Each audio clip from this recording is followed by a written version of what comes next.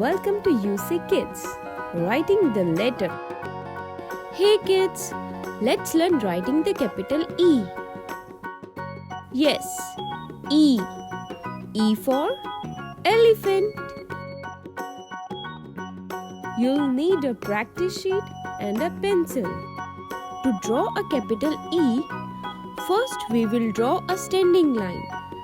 Then come back to the top and draw a sleeping line. Now come back halfway and again draw a sleeping line. At the end, draw one more sleeping line. Now get your pencil and start writing. First we will draw a standing line. Then come back to the top and draw a sleeping line. Now come back halfway and again draw a sleeping line. At the end, draw one more sleeping line. Now let's draw it one more time. Standing line,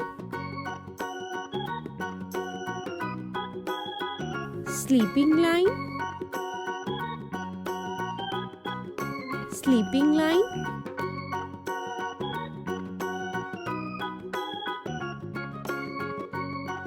sleeping line.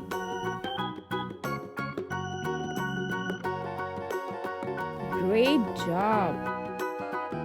Keep practicing. UC Kids.